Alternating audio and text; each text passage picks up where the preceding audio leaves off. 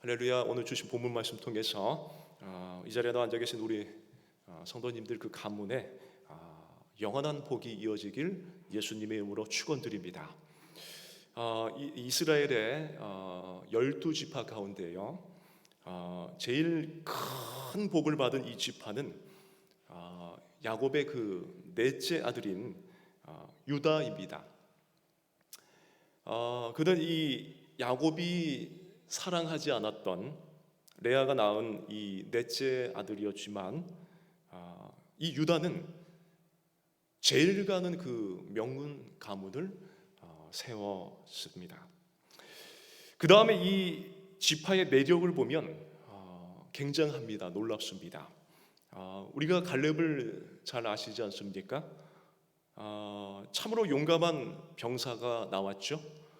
그 뒤에는 이 최고의 왕인 다윗, 그 다윗 왕이 계승해 가면서 유다의 그 후손이자 다윗의 그 후손들이 믿음의 대를 계속해서 이어왔습니다. 결국에는 이 육신의 몸으로 우리 예수님께서도요, 이 유다의 후손으로 태어나게 되시기까지 합니다. 이 신약 성경을 시작하는 마태복음 1장 2절에는요 이렇게 말씀하고 있습니다. 아브라함이 이삭을 낳고 이삭은 야곱을 낳고 야곱은 유다와 그의 형제들을 낳고라고 이 예수님의 계보가 나오는데요, 이 족보를 보면은 정통으로 유다가 이스라엘을 이어가는 것을 볼 수가 있습니다. 그런데 여러분, 좀 이상하지 않습니까? 좀 이상할 겁니다. 장자가 아니라 넷째 아들이죠. 넷째 아들의 그 아브라함이 혈통을 이어가는 것이 이해가 되십니까? 성경에서 장자가 차지하는 것은 참 굉장하죠. 우리가 이미 이 창세기 38장을 잘 알고 있듯이 유다는 참으로 말하기에 민망한 과거가 있습니다. 참으로 수치스러운 과거입니다. 그럼에도 이 오늘 본문에서는 유다가 가장 제일 가는 이 복받은 명문 가문이 된 이유를 말씀해 주고 있죠. 본격적으로 말씀을 좀 보시면 43장 그 14절에서 야곱은 내가 자식을 잃게 되면 이르리로다 라는 결단의 고백을 하고 난 그 다음에 드디어 베냐민을 보내죠. 베냐민을 보내서 요셉을 만나게 되었는데요, 베냐민까지 모두 다 모이자 요셉은 극진한 대접을 하죠. 극진한 대접을 하고 안전하게 양식까지 구입을 해가지고 다시 이제 집으로 돌아가게 됩니다. 그런데 말입니다, 큰 문제가 생겼어요. 큰 문제가, 벼랑간 큰 문제가. 다 좋았죠. 뭐 대접도 받고 이렇게 양식까지 구입해서 집으로 돌아가는데 큰 문제가 생겼어요. 무슨 문제죠? 그렇죠, 그것은 바로 4절에 보시면 그 애굽의 군인들이 추격을 해와요. 그래서 이 베냐민의 그 가지고 온 자루에 있는 그 은잔을 살짝 숨겨뒀죠. 그래서 너희들이 훔쳐온 것이 아니냐, 너희들이 훔쳐온 것이다 라고 단정을 짓고 추궁을 하기 시작을 했습니다. 이들은 그런 적이 없잖아요. 그렇죠? 결백하죠. 그렇기 때문에 9절 10절에 보시면 당당하게 그들하고 이제 약속을 하죠. 9절 10절입니다. 당신의 종들 중 누구에게서 발견되든지 그는 죽을 것이요 우리는 내 주의 종들이 되리이다. 그가 이르되 그러면 너희의 말과 같이 하리라. 그것이 누구에게서든지 발견되면 그는 내게 종이 될 것이요 너희는 죄가 없으리라. 그런데 이게 웬일입니까? 이게 웬일이죠? 어이없게도 12절에 보니까 그 베냐민이 소지한 그 자루에서 은잔이 발견된 겁니다. 은잔이 발견됐어요. 이 상황에서 이 다른 형제들은 어찌할 바를 몰라가지고 발만 그냥 동동 이제 굴렀지만, 유다가 한 말로 이 문제는 단번에 해결이 됩니다. 보십시오. 10절에서 은잔을 훔쳐온 사람은 종이 되기를 요셉과 그 형제들은 약속을 했습니다. 그래서 이 베냐민은 이제 종이 되어야 했는데요, 이때 유다가 16절 하반절에 이렇게 말했습니다. 16절 하반절입니다. 우리와 이 잔이 발견된 자가 다 내 주의 노예가 되겠나이다. 무슨 말입니까? 다 같이 종이 되겠다는 겁니다. 너나 할 것 없이 다 같이 종이 되겠다는 거예요. 여러분, 이것은 참으로 대단한 일입니다.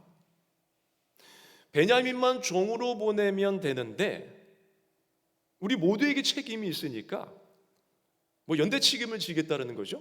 그래서 우리 모두가 종이 되겠다고 말한 겁니다. 우리가 이들의 각오를 알지 않습니까, 여러분? 동생 요셉을 미워한 나머지 노예로 팔아버린 잔인한 사람들이었지만, 현재는 모두가 함께 종이 되겠노라고 그 말하는 그 모습을 보는 요셉은 달라진 형제들의 모습에 큰 감동을 받게 되었습니다.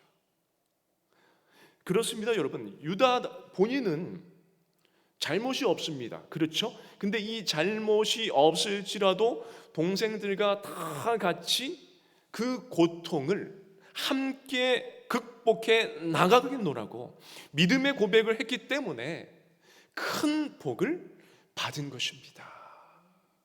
저와 여러분도 이런 믿음의 고백이 있길 축원합니다. 네 잘못이야, 그것이 아니라 우리 모두의 책임입니다.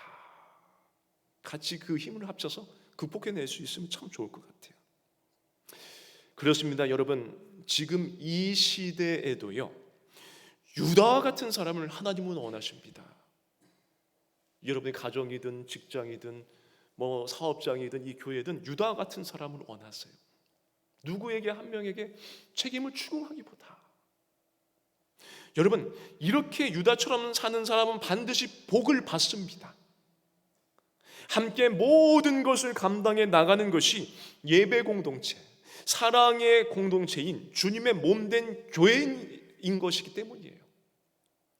그래서 로마서 12장 5절에 보니까 즐거워하는 자들과 함께 즐거워하고 우는 자들과 함께 울라고 말씀했습니다. 그러므로 여러분, 우리들도요, 주변 사람들에게 이러한 배려가 있어야 됩니다. 배려. 삶의 의미를 잃어버린 그들에게 내 아픔처럼 여기고 같이 울어야 됩니다. 같이 울어야 돼요. 우리 예수님이 이런 마음으로 이 세상에 오셨고요, 이 세상을 사는 날 항상 한결같은 마음으로 살아오셨어요. 초지일간 한결같은 마음으로요. 배신이 아니라 항상 배려하는 마음이죠. 어떻게 해요? 눈물을 주르르 흘리는 이들을 위로하셨고요, 그 눈물을 닦아주셨고요, 같이 자리하는 그 사람을 늘 섬겨주셨습니다. 왕이신 예수님께서 섬겨주셨습니다. 여러분, 오늘 유다를 좀 더 보시면요, 그는 18절 31절까지 아버지 야곱에 대한 특별한 사랑을 보여주고 있는데요, 여기서 유다는 전에는 아버지 야곱이 요셉만 사랑하는 모습 때문에, 그죠? 그 모습 때문에 불만이 어땠어요? 가득했습니다. 불만이 가득했어요. 그렇지만 지금은요, 아버지와 이 동생 베냐민은 헤어지게 할 수 없는 특별한 관계라는 것을 유다가 말하고 있는 겁니다. 여러분, 이건 놀라운 일이 아닐 수가 없습니다. 놀라운 일이 아닐 수가 없어요. 아버지가 동생만 좋아하는 것에 분노가 쌓였기 때문에 이 형제들은 어떻게 했습니까? 마음 모아서 몹쓸 짓을 했잖아요. 해서는 안 되는 짓을 했잖아요. 그런데 지금은 어떻습니까? 그렇죠. 달라진 모습을 보게 된 것입니다. 달라졌어요. 어떻게 이르게 된 거죠? 이제야 험악한 세월을 살아온 그 아버지의 그 마음을, 그 야곱을 이해하게 된 겁니다. 지금은 달라진 모습을 보게 되는 거예요. 그래서 그러므로 유다는 어떻게 합니까? 길을 써서 아버지를 생각해서 베냐민을 지금 구하려고 노력하는 겁니다. 과거에는 동생을 죽이려고 했던 자가 지금은 길을 써서 동생을 구하려고 해요.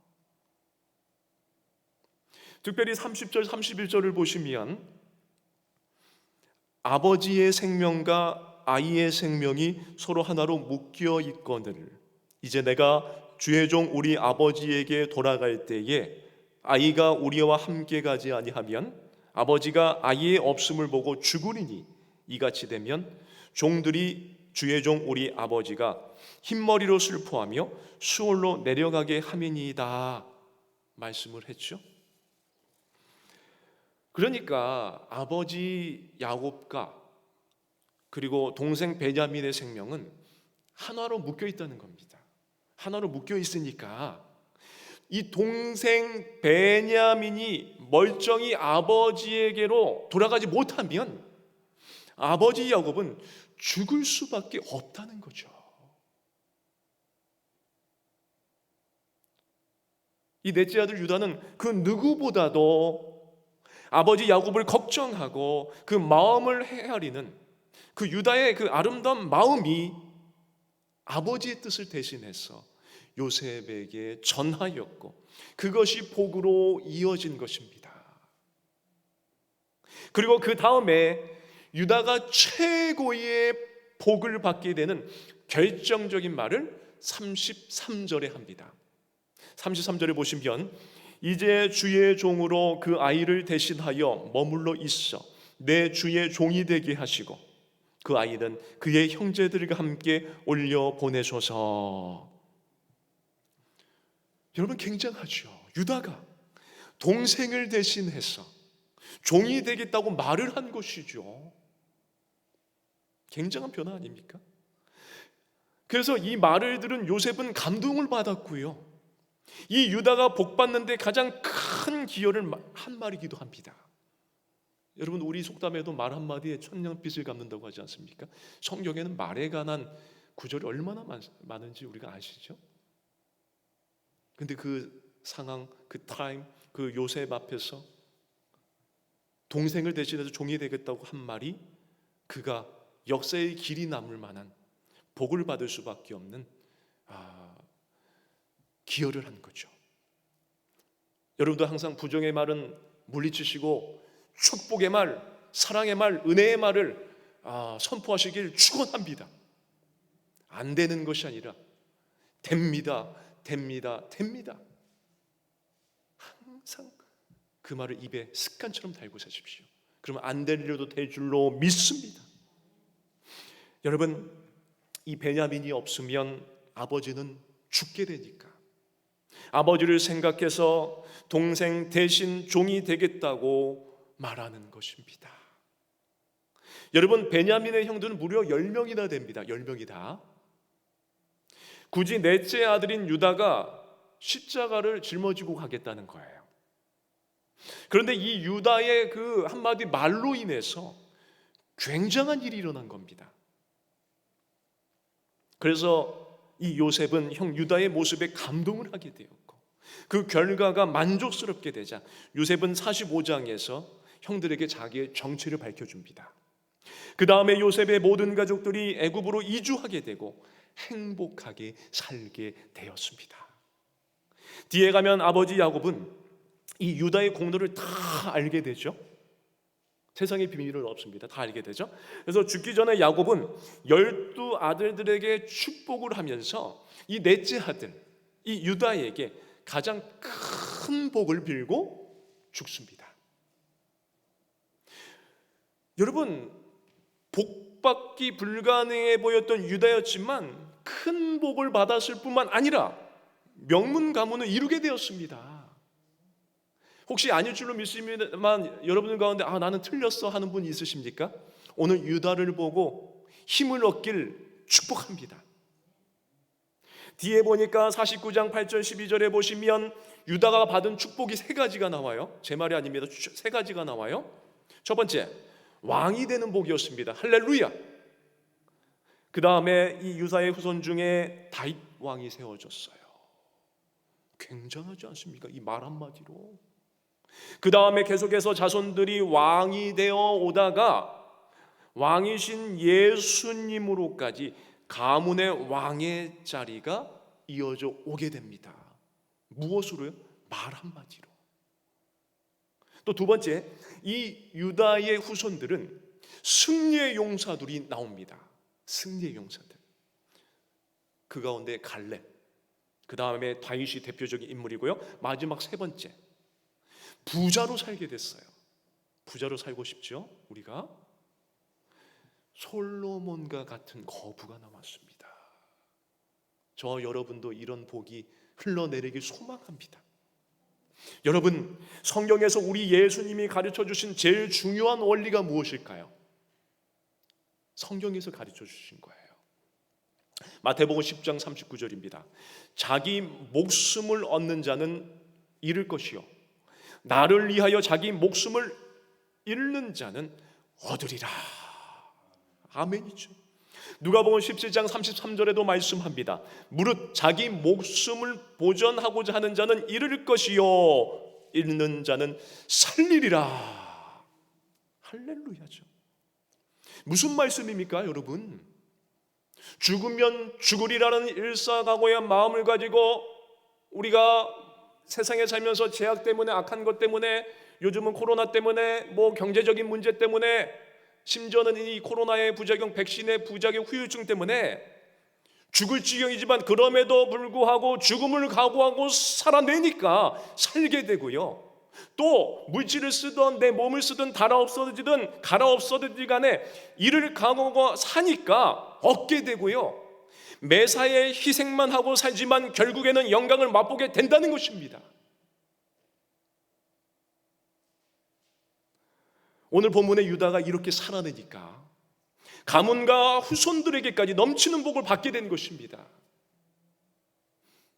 여러분들의 소원이 무엇입니까? 내 당대도 그렇지만 후손들에게까지 은혜가 이어지길 소망하지 않습니까? 할렐루야. 오늘 이 말씀대로 행하시길 소망합니다. 여러분, 우리나라에서 순교하신 선교사님들과 그 목사님들의 삶은요, 그리고 지금도 이름도 빛도 없이 마치 그 전쟁터를 방불케 하는 처절한 사역의 현장의 선교사님들의 삶은요, 다른 사람들은 모두가 지고 싶어 하지 않는 우리 예수 그리스도의 십자가를 지고 살아오셨고요, 살아내고 있으신 분들이십니다.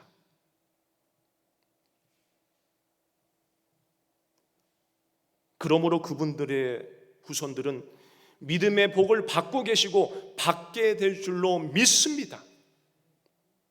근데 그분들만 복 받아서 되겠습니까? 저는 이 자리에 나와 앉아 계신 여러분들이, 자녀들이, 손주 손녀들이 복 받길 축원드립니다.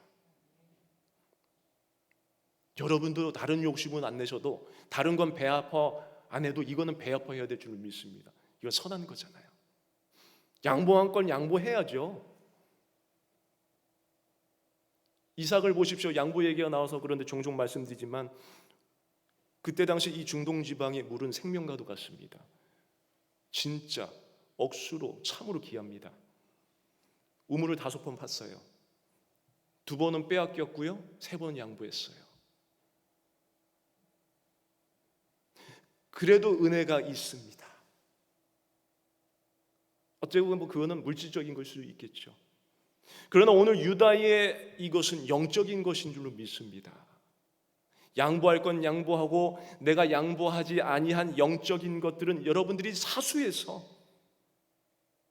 전쟁터보다 더 처절한 곳에서 복음을 전하는 우리 선교사님들의 그 신앙을 우리도 본받아서 그 나라를 든든히 세워가길 소망합니다. 다시 말씀드립니다마는, 거듭 말씀드립니다마는, 이제는 우리의 차례입니다. 내가 가정의 선교사가 될 수 있고요, 직장의 선교사, 사업의 선교사, 생활의 선교사 될 수 있어요. 근데 그냥 되는 것이 아니라 죽음을 각오해야 됩니다. 죽으면 죽으리라. 그래서 우리의 차례인데 여러분들의 복도 결국에는 복의 가문을 만드셔야만 합니다. 기복적인 것이 아닙니다. 믿음의 가문이 다 복받았다라는 그런 간증이 흘러 넘쳐야 되지 않겠습니까? 후손들에게. 근데 이 복의 가문은 어떻게 만들 수 있습니까? 다른 사람이 감당하지 않는, 피하기만 하는, 외면하는 제일 어려운 일을 여러분이 솔선수범해서 해내는 겁니다. 그 힘든 것을 왜 하냐고요? 주님이 원하시고 주님이 가셨습니다. 그리고 주님이 가신, 우리의 대장 되신 승리하신 예수님이 가신 그 길은 이미 주님이 다 감당하셨기 때문에 우리는 순종하고 충성하면 될 줄로 믿습니다. 교회 안에서요, 여러분 섬길 때 어떻습니까? 때로는 손해보는 것 같고, 아니, 솔직히 말씀드릴게요, 손해도 보고요, 자존심도 상하고요, 희생하게 되고요, 다양한 어려움에 처하게 됩니다. 목사인 저도 많은 손해라면 이렇게 손해도 보고 자존심도 상하고 희생하게 되고, 신학은 제가 했는데 그렇다고 저도 교회 안에는 물리학 박사, 전자공학 박사, 다양한 박사 있잖아요. 근데 재밌는 거는 그 분야의 박사들이 그것을 가지고 뭔가 소리를 내면 이해가 되는데, 성경적인 것을 가지고도 교회 안에서 목사에게 또 장로님에게 또 서로 시비가 붙고, 이 마지막 때 마귀가 자주. 그래서 저는 알아도 모른 척, 몰라도 아는 척, 있어도 없는 척, 없어도 있는 척, 저 가진 것은 예수님밖에 없습니다. 할렐루야. 그렇지만 하나님이 그런 걸 겪게 하시고 지혜를 주시더라고요. 그러다 보니까 손해보는 것도 괜찮고, 자존심 상하는 것도 괜찮고, 희생하는 것도 괜찮고, 다양한 무시로 어려움에 처하게 되지만, 나중에 깨달은 것은요, 그거는 심겨진 거예요. 손해보는 것이 아니에요. 세상 말로 하면 투자. 그것이 절대로 피해보고 손해보는 것이 아니라 결국에는 다 마다해도 내가 감당해낼 때, 여러분이 감당해낼 때, 우리 하나님은 결국에는 상상하지도 못할 큰 복을 부어주시고 누리게 하실 줄로 믿습니다. 여러분뿐만 아니라 여러분 후손들에게까지도요. 지금 우리 대한민국의 교회는요, 더 소유하고 싶고 더 올라가고 싶어 하고요, 솔직히 그런 마음으로 가득 차 있는 것이 보여집니다. 그런데 이 정상적인 방법이 아니라 쉽게 가려고 하면서 하나님의 방법이 물러나 있고, 인간들의 머리로, 욕심으로 세상적인 방법이 교회에 틈타고 들어와서 교회를 연명하게 만들어가고 있습니다. 그래서 교회는 안타깝게도 계속해서 밑으로 곤두박질 치고 있습니다. 결국엔 그럼 추락하고 맙니다. 그러나 우리들만큼은 비록 세상의 아닌 모습으로 세상이 가득 차 있을지라도 우리들은 오늘 이 유다와 같은 삶을 살아내셔서 하나님이 우리 모두에게 복 주시되 그 후손들에게까지 영원한 복이 임하게 되는 축복의 삶을 살게 되시기를 예수님의 이름으로 축원드리겠습니다. 우리 기도하게 하고 찬양하고 마칩니다.